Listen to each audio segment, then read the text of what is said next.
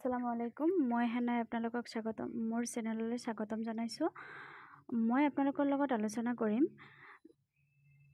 2024 চনৰ 7 তাৰিখে জুলাই 7 তাৰিখে হৈ যোৱা সিটেটৰ যোনে পেপাৰ 2 ল্যাঙ্গুৱেজ 2 এছএমএছ লৈছিলে তাহাঁতৰ কাৰণে পেপাৰ 2 এছএমএছ পেপাৰ 2 আলোচনা কৰিম মোৰ পেপাৰটো চাওক এতিয়া আহক আমি মূল কথালৈ আহো মোৰ পেপাৰৰ সিৰিজ আছিল যে এতিয়া আহক প্ৰথমতে দিয়া আছিল এটা প্যাৰাগ্ৰাফ এটো সবে সাগে পঢ়ি চাইছে মই আৰু এক্সট্ৰাকে এতিয়া আৰু পঢ়ি নাচাও এতিয়া আহক আমি কোৱেশ্চন লৈ আহো কোৱেশ্চনত কি আছে হু পৰিকল্পিত স্যাটেলাইট নগৰখনলৈ লেখকে কেতিয়া যাত্ৰা কৰিছিলে প্ৰথমত দিয়া আছে যে দ্বিতীয় দিনা আমাৰ ভ্ৰমণৰ কাৰ্যসূচী ঠিক পুৱাতে আৰম্ভ হৈছিল তেতিয়া হলে দ্বিতীয় দিনাৰ মানে পুৱাতে আৰম্ভ কৰিছিল তাৰ পিছত বিভিন্ন কোড কি কৰিছে কোড কি চাইছে হেবিলাক দেখিছে তাৰ পিছত চাও নেক্সট প্যাৰাগ্ৰাফ লৈ আছে কি যে আবেলিলৈ আমি যাত্ৰা কৰিছিল মূল নগৰৰ 26 কিলোমিটাৰ দূৰত অৱস্থিত পুত্ৰজয়া নামৰ স্যাটেলাইট নগৰখনলৈ তেতিয়া হলে এনসাৰটো কি হ'ব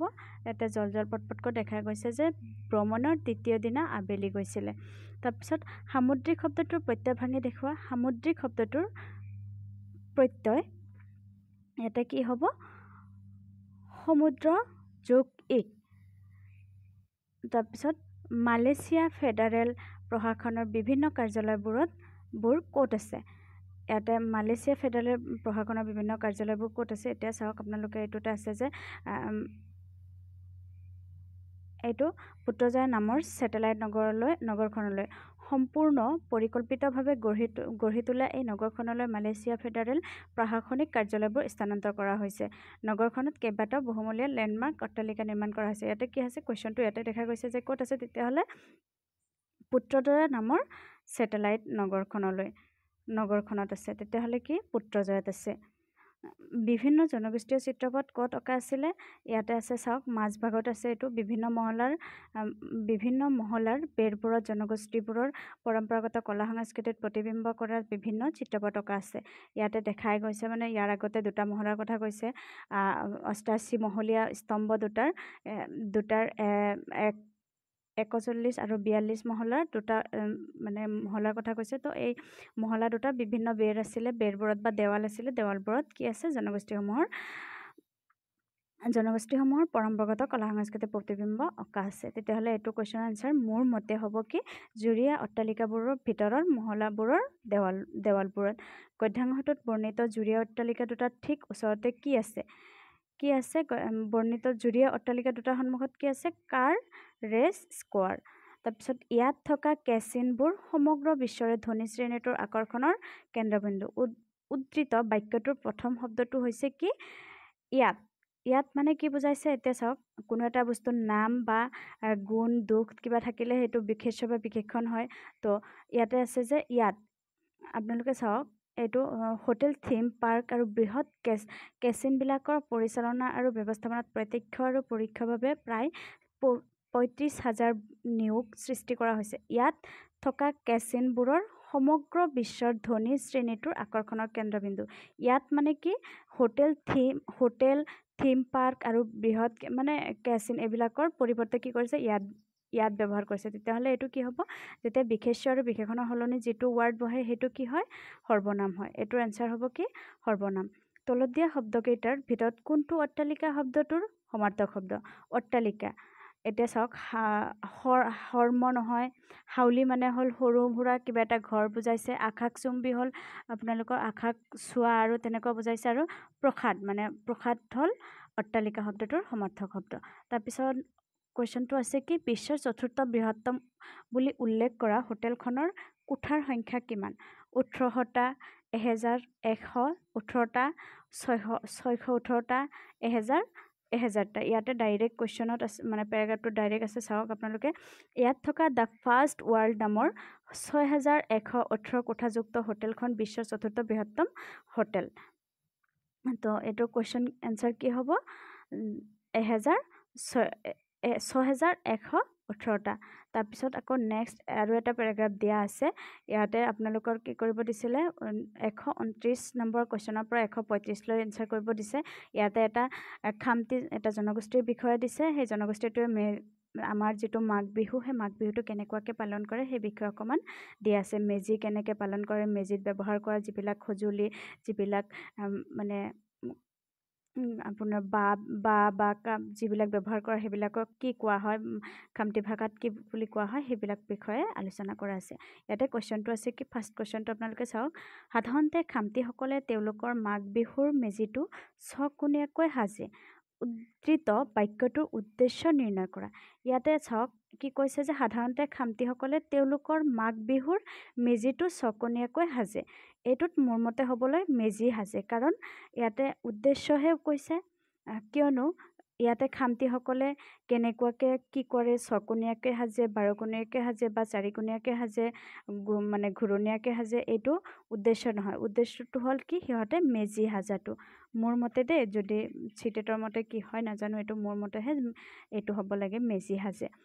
গদ্যাংশটোত ব্যৱহৃত পিঠা পনা, ৰং বিৰং আদি কোন শ্ৰেণীৰ শব্দৰ উদাহৰণ? এতিয়া চাওক, পিঠা পনা এইটো মোৰ মতে অনুৰূপ শব্দৰ হ'ব লাগে। জুৰীয়া শব্দ মানে এটাৰ লগত আনটো প্ৰায় মিলে থাকে, কিন্তু পিছতো অৰ্থ নাথাকে। এইটোতো মোৰ মতে অনুৰূপ শব্দই হ'ব লাগে। অনুকাৰ উপশব্দটো নহয়ে। তাৰপিছত অনুকাৰ শব্দটো নহয়, অনুকাৰ মানে ছেম দুটা ৱৰ্ড, যেনেকুৱা কা হ'ব লাগিব। উপশব্দ হ'লে মানে এইটো ৱাৰ্ডৰে বেলেগ এটা ৱাৰ্ড হ'ব, সেইটো হ'ব লাগিব নহয়। মোৰ মতে অনুৰূপ শব্দই হয়। খামতিসকলে তেওঁলোকৰ মেজিটোত ব্যৱহাৰ হোৱা লাগনি খৰিবোৰক কি বোলে? লাগনি খৰিবোৰত ইয়াতে দিয়া আছে, চাওক আপোনালোকে। লাগনি খৰিবোৰক, যিবিলাক খৰি ব্যৱহাৰ কৰা হয়, লাগনি খৰিবোৰক মাও বোলে। ইয়াত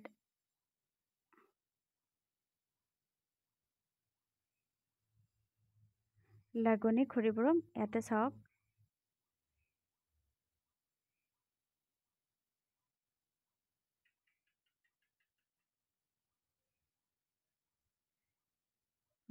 এই বাঁহডালক তেওঁলোকে মাইপ বা মাইকপ, ইয়াতে মাইমাও খৰিবোৰ যিহেতু দিছে, মাইমাও নাই, তো এইটো কি বুলি কোৱা হ'ব? মাইকপ বুলি কোৱা হয়। তাৰপিছত মেজিটোৰ চাৰিওফালে 1.5-2 ফুটকৈ ওখকৈ সৰু সৰু বাঁহৰ কামিৰে চিলিঙি কিয় বোৱা হয়? এতিয়া চাওক আপোনালোকে, এইটো কুৱেশ্যন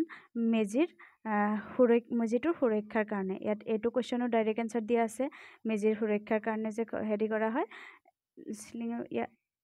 এইটো চাওক আপোনালোকে, কলপুলিবোৰৰ পৰা 2-3 ফুটৰ আঁতৰত পাতলকৈ তোলাই লোৱা সৰু সৰু বাঁহৰ কামিৰে লেও 1.5-2 ফুট ওখকৈ মেজিটোৰ চাৰিওফালে চিলিং বৈ দিয়া হয়। ইয়াৰ উদ্দেশ্য মেজিটোক সুৰক্ষা দিয়া। এইটো কুৱেশ্যনৰ ডাইৰেক্ট কুৱেশ্যন আছে, মেজিটোৰ সুৰক্ষাৰ কাৰণে।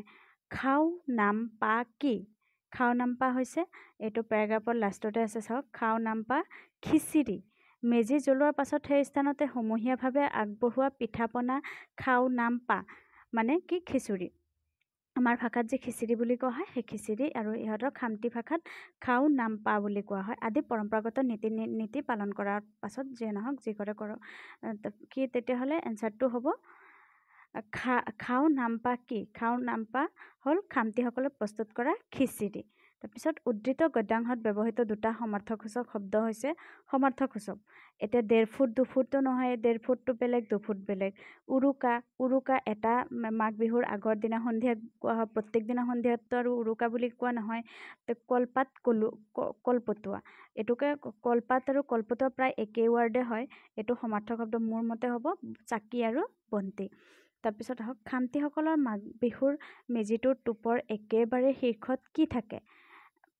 মানে ইফালে সিফালে বহুতে কিবা কিবি থাকে, ময়ূৰ থাকে, ৰঙীন সৰু ছাতি থাকে, তাৰপিছত বিভিন্ন ধৰণৰ কাগজেৰে বনোৱা বস্তু থাকে, কিন্তু একদম ওপৰত এইটোত পেৰাগ্ৰাফটোত দিয়া আছে কি থাকে?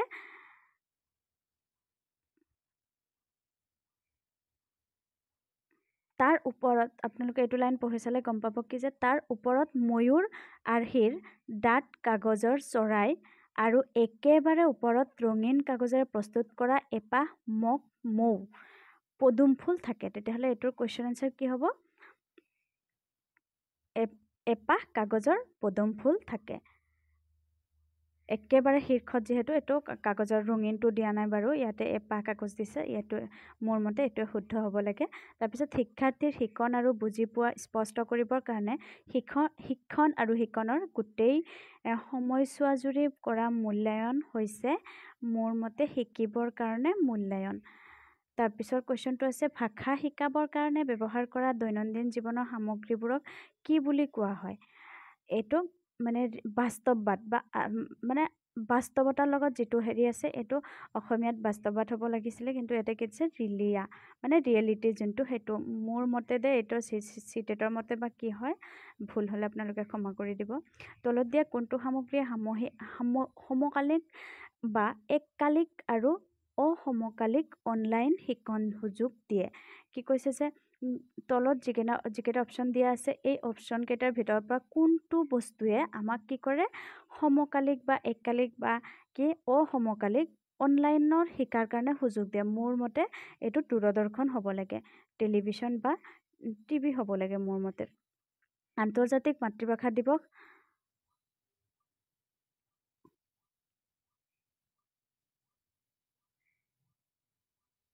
এতিয়া আহক, তলফালে আহি গৈছে, যিয়ে নহওক এতিয়া আমি কি কুৱেশ্যনটো আছিলে কি আন্তৰ্জাতিক মাতৃভাষা দিৱস। আন্তৰ্জাতিক মাতৃভাষা দিৱস কেতিয়া পালন কৰা হয় এইটো নিশ্চয় চবেই গমেই পায়, 21 ফেব্ৰুৱাৰী।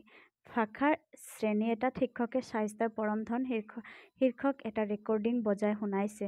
তাৰ পাছত শিক্ষকগৰাকীয়ে ছাত্ৰ ছাত্ৰীৰ মাজত হেণ্ড আউট কিছুমান বিলাই দি তাৰ পৰা শুদ্ধ বিকল্পবোৰ চিহ্নিত কৰিবলৈ দিছে। এইটো মোৰ মতে এনচাৰ হ'ব লাগে ধাৰণাবোৰ বিশ্লেষণ কৰিব পৰাকৈ শ্ৰৱণ কৰা। তাৰমানে আমি যাতে ধাৰণাবোৰ যি ধাৰণা দিছে ৰেকৰ্ডিঙৰ জৰিয়তে সেই ৰেকৰ্ডিংটো শুনি যাতে আমি কি কৰিব পাৰি ধাৰণাবোৰ বিশ্লেষণ কৰিব পাৰি, ধাৰণাবোৰ মানুহৰ আগত মানে কি নিজে বুজি পায় আৰু নিজে মানে ভালকৈ বুজি পোৱাত মানে বুজি পাই কিনে বিশ্লেষণ কৰিব পাৰোঁ। সেই মোৰ মতে দে এইটো হ'ব লাগে এনচাৰ নম্বৰ 2। তোমাৰ বন্ধু স্থানীয় সহকৰ্মীলৈ এটা ইমেইল কৰিবলৈ হ'লে তাৰ লিখন কি ধৰণৰ হ'ব লাগে? এতিয়া কি কৈছে তোমাৰ বন্ধু স্থানীয় সহকৰ্মী বুজাইছে, এতিয়া বন্ধু হয় তাৰপিছত কি হয় সহকৰ্মী হয়।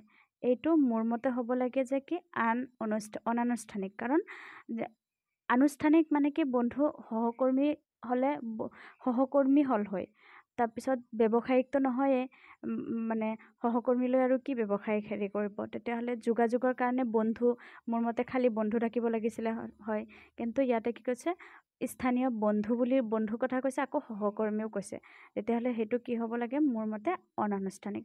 গঠনাত্মক মূল্যায়নৰ কাৰণে তলৰ কোনটো আদৰ্শ সামগ্ৰী নহয়? এতিয়া গঠনাত্মক মূল্যায়নৰ কাৰণে মানে গঠনমূলক মূল্যায়ন কৰিবলৈ হ'লে কি কৰিব লাগে?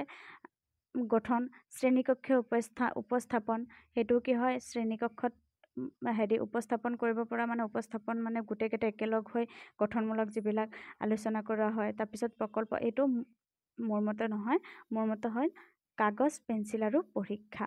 তাৰপিছত শিক্ষাৰ্থীক ভাষাৰ সৈতে পৰিচয় কৰোৱাৰ লগে আৰু তাৰ পাছত শিক্ষাৰ্থীয়ে কৰা ভুলবোৰে শিক্ষণ প্ৰক্ৰিয়া চলি থকাৰে নিৰ্দেশ কৰে। এইখিনি তলৰ কোনটোৱে সমৰ্থন কৰে? এইটো মোৰ মতে হ'ব লাগে আচৰণবাদ।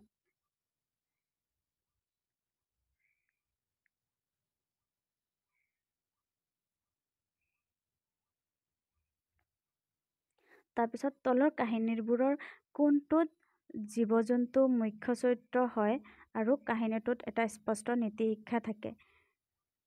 এইটো মানে মোৰ অকণমান কনফিউজ আছে। মোৰ মতে হ'ব লাগে যে কি ভ্ৰমণ কাহিনী হ'ব লাগে, এইটো নাজানো দে, মোৰ মানে আপোনাৰ CDPৰ যিকেইটা কুৱেশ্যন আছে অকণমান ডাউট ফিল হৈ আছে, কিন্তু মোৰ মতে এইটো হ'ব লাগে 145 নম্বৰ কুৱেশ্যন এনচাৰটো মই এতিয়ালৈকে হেৰি কৰিব পৰা নাই, তথাপি এইটো মোৰ মতে হ'ব লাগে যে কি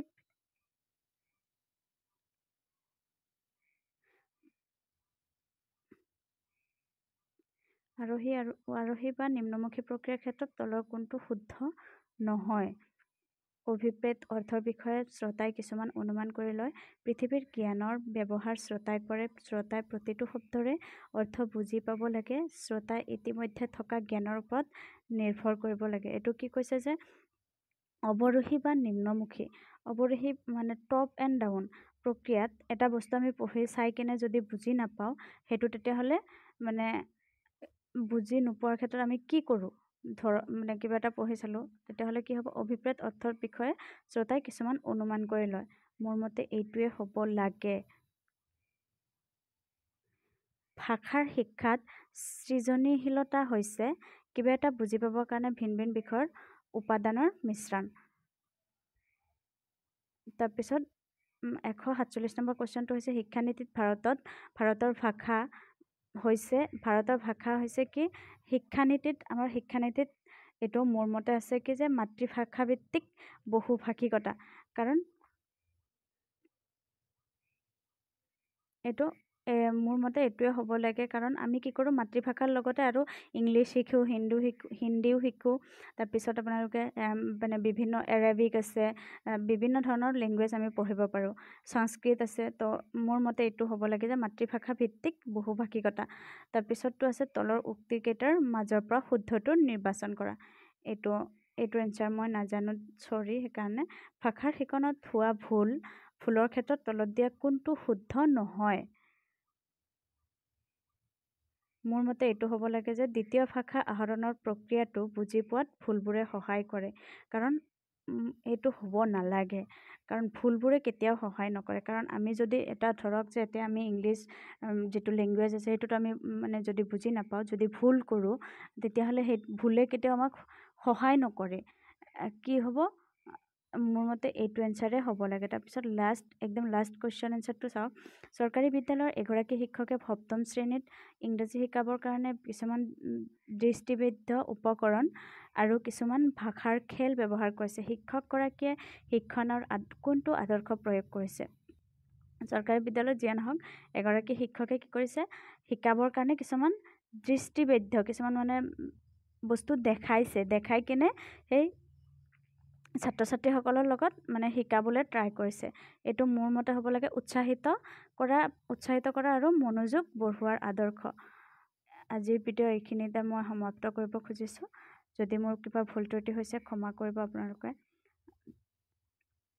জয় অসম